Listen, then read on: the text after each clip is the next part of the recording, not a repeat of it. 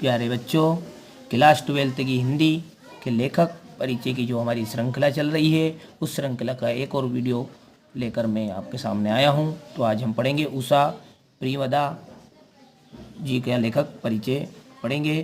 तो उनकी रचनाएं देखते हैं। बड़ा ही सिंपल है, आपको याद वैसे ही रह जाएगी।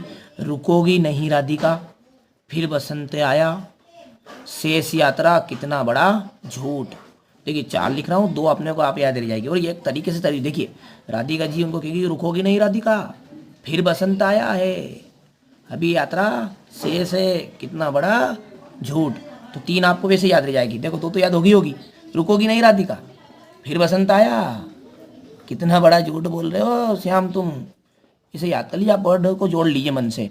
तो रुकोगी नहीं राधिका, फिर बसंत आया, कितना बड़ा झूठ, और एक लास्ट में आएगी शेष यात्रा। मेरे हिसाब से आपको रचना याद हो चुकी होगी। अब बढ़ते हैं इनकी भाषा की तरफ। तो भाषा देख लीजिए। भाषा जो इनकी है, इनकी भाषा सरल और खड़ी बोली है तथा इन्होंने अपने काव्य में कहावतों और मुहावरों का भी प्रयोग किया है। मिस्टेक से थोड़ा सा रह गया है, ये छूट गया था लिखते लिखते। मुहावरों का प्रयोग भी किया है। सॉरी, इसके लिए मेरे को क्या ध्यान नहीं रहा, मैंने लिखना भूल गया था उसको।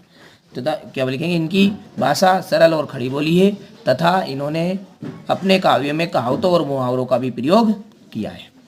चलिए समझ में आ गया। भाषा क्या है इनकी, सरल और खड़ी बोली तथा इन्होंने अपने काव्य में कहावतों और मुहावरों का भी प्रयोग किया है। 2 चीज़ याद हो गई है। आगे बढ़ते हैं शैली की तरफ। तो शैली देख लीजिए इनकी।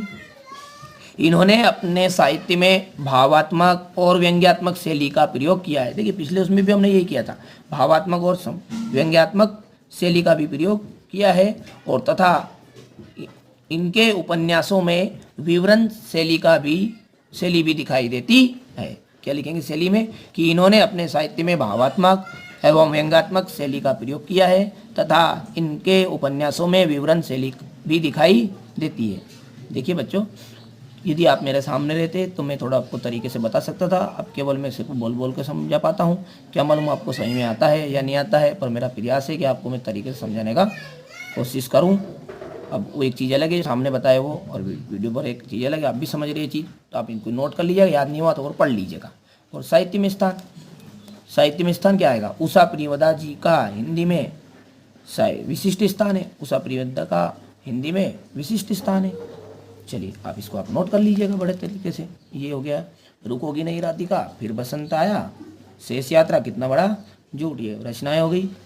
भाषा सरल और खड़ी बोली तथा इन्होंने अपने काव्य में कहावतों मुहावरों का भी प्रयोग किया। अब आ जाइए शैली पे और साहित्य के स्थान पे। शैली में भावात्मक शैली, व्यंग्यात्मक शैली का प्रयोग किया है और इनके उपन्यास में विवरण शैली भी दिखाई देती है।